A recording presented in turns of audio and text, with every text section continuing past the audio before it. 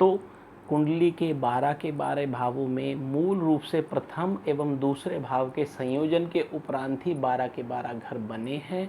एवं जिस प्रकार ब्रह्मांड में 12 भाव हैं एवं 12 राशियां काल चक्र में अपनी अपनी जगह स्थापित हैं, जब उन 12 की 12 राशियों के संपर्क में जीवात्मा का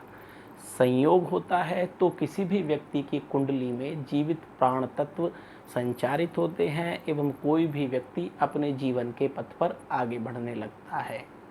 जहाँ पहला भाव कुछ वर्षों के आरंभिक स्थिति को बताता है, वहीं 12वां घर किसी भी व्यक्ति की पूर्णता एवं उसकी आयु पूर्ण होने का संदेश देता है।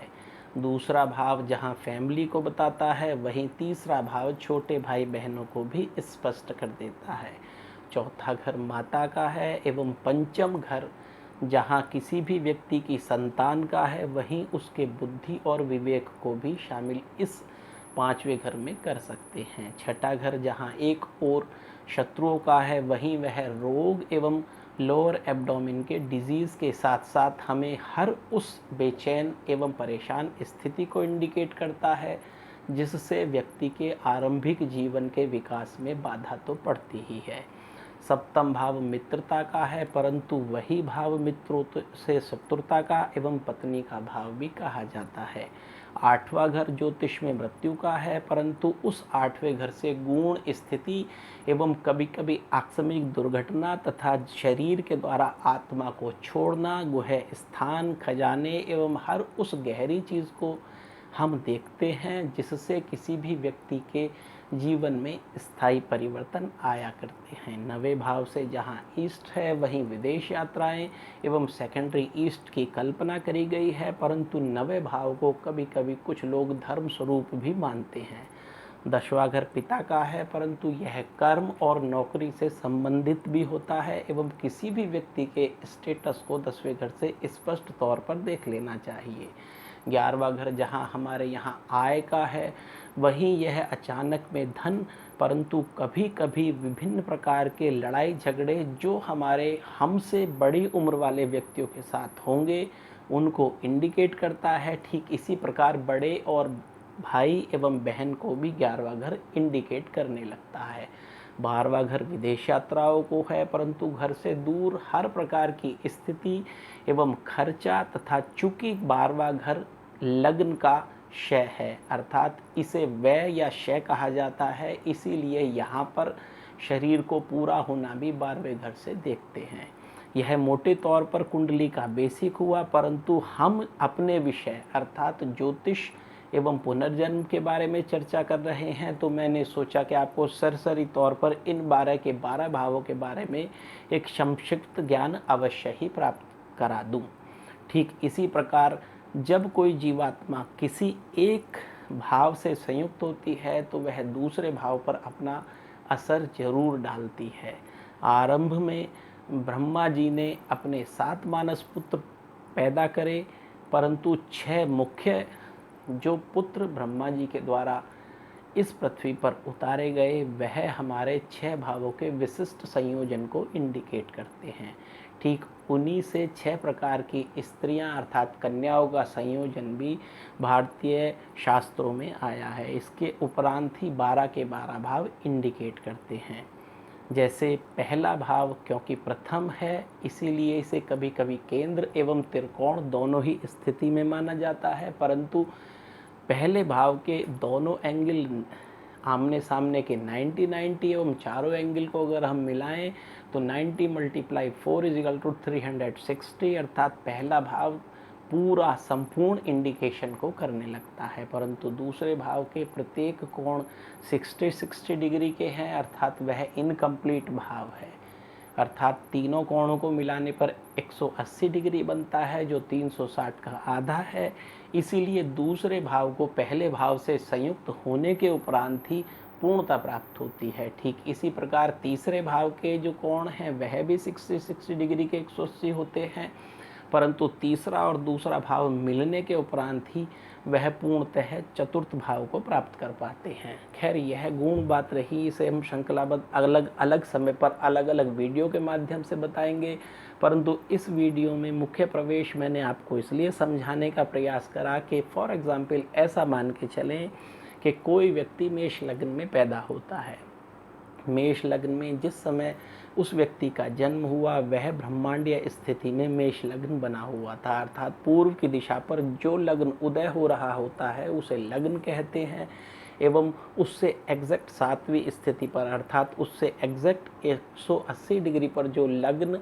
अस्त हो रहा होता है वह 7वां घर कहलाता है। ठीक इसी प्रकार सूर्य के पहले भाव में सूर्य के उदय की स्थिति एवं कुंडली के 7वें भाव में सूर्य अस्त की स्थिति देखी जाती है। सूर्य जब अपने पथ पर चलता हुआ पूर्व, दक्षिण एवं पश्चिम के पथ को गमन करता है, ठीक इसके विपरीत जीवात्मा व्यवहार करती है। किसी भी व्यक्ति की आयु जहाँ पर क्लॉकवाइज अगर हम देखें तो बढ़ती है, ठीक उसी प्रकार एंटी क्लॉकवाइज उसकी आयु घटती है। इसको एक एग्जाम्पल से मैं आपको समझाता हूँ।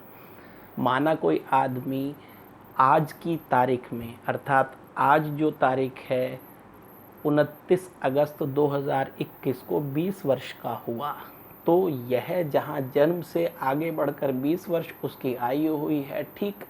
उसके मृत्यु पॉइंट से उसमें 20 वर्ष घट चुके हैं। अर्थात जहाँ उसकी आयु को हम बढ़ा मानते हैं वहीं उसकी टोटल आयु में से यह 20 वर्षों का क्षय हो चुका है। ठीक अगर हम कहें कि वह व्यक्ति 20 वर्ष का हुआ है तो एक तौर पर यह बात भी ठीक है, परंतु अगर हम यह दूसरे तौर पे कहें कि इसके पूर्ण जीवन का 20 वर्ष खत्म हो चुका है तो भी यह बात हर तरह से ठीक ही कही जाएगी। ठीक इसी बात को और अच्छे से समझने के लिए मैं आपको एक एग्जाम्पल्स के द्वारा समझाने का प्रयास करता हूँ। मान लीजिए कि किसी व्यक्ति का जन्म आज ही अर्थात 29 अगस्त 2021 को हुआ, तो अब उसका पिछला जन्म कैसा रहा होगा, इसके बारे में अनुमान लगाने का सबसे एक तरीका एवं सबसे सरल तरीका इस वीडियो में मैं आपको एक उदाहरण के द्वारा बताता हूँ। हमें यह समझना होगा कि आज की ग्रह स्थिति में जो शनि की स्थिति है, जो राहु की स्थिति है, जो बृहस्पति की स्थिति है, एवं जो सूर्य की स्थिति है, जो बुध की स्थिति है, जो चंद्रमा की स्थिति है, एवं जो शुक्र की स्थिति है,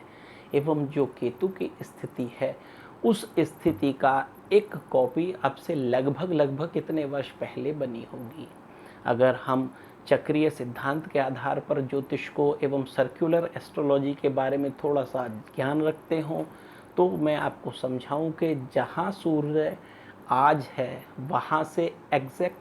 वो पिछले साल भी इन्हीं दिनों में लगभग इसी राशि पर था। ठीक ऐसे ही समझ के चलें कि जहां शनि आज है, फॉर एग्जाम्पल अभी शनि वक्री होकर मकर राशि में है, तो यह मकर राशि में अब से लगभग 29.5 वर्ष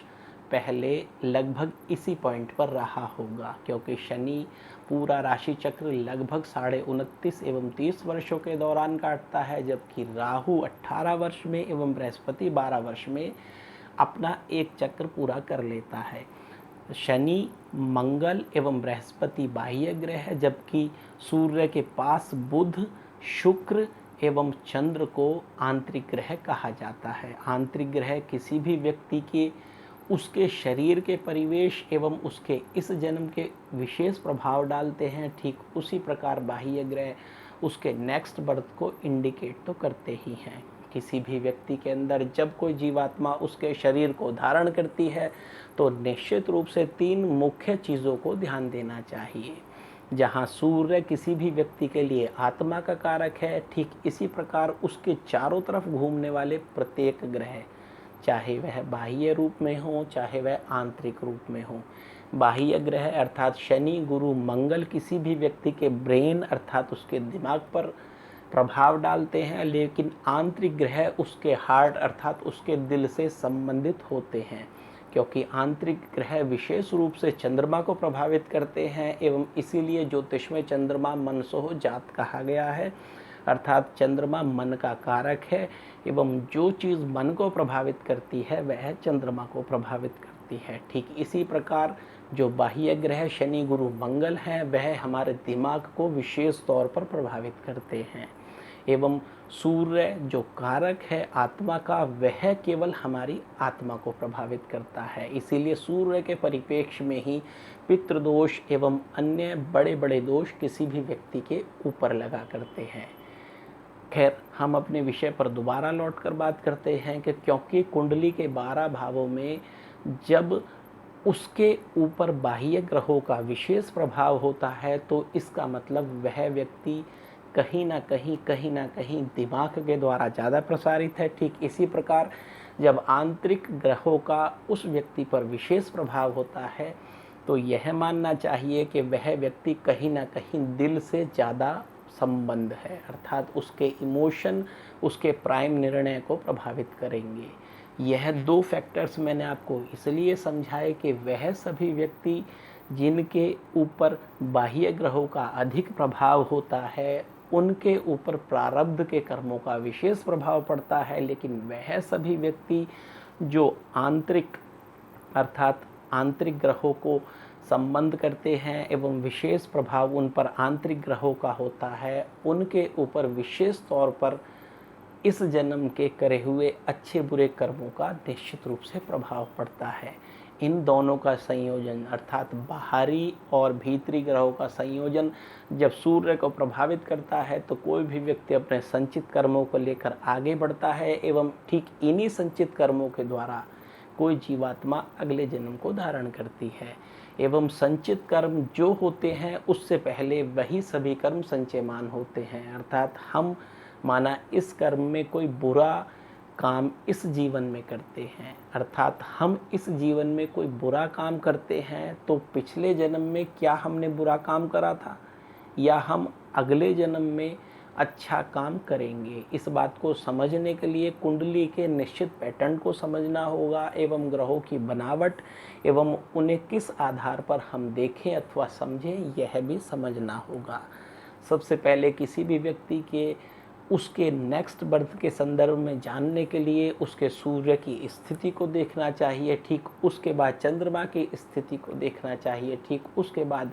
शुक्र की स्थिति को देखना चाहिए, फिर बुध की स्थिति को देखना चाहिए। उसके उपरांत हमें फिर बाह्य ग्रहों को क्रमबद्ध तरीके से देखना चाहिए, अर्थात पहले शनि को देखना चाहिए, फिर उसके बाद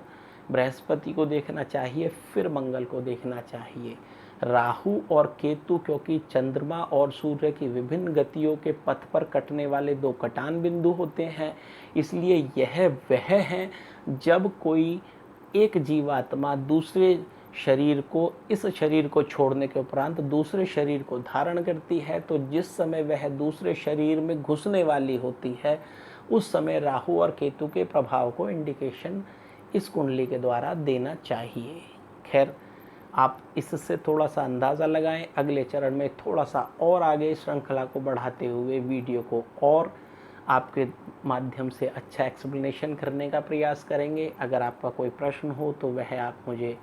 लिखें, परंतु वह प्रश्न विषय से हटके नहीं होना चाहिए एवं पर्सनल तौर पर पूछा हुआ भी नहीं होना चाहिए। आपकी जो जिज्ञासा है उसे लिखित के माध्यम से हम अपने संस्थान के द्वारा आपको उसका जवाब दे देंगे एवं अगर आपको वीडियो ठीक लगे तो इसे अन्य लोगों तक भी शेयर करें। मैं आशा करता हूँ मेरी वीडियो आपको अच्छी लगी होगी। हरिओम तत्सत।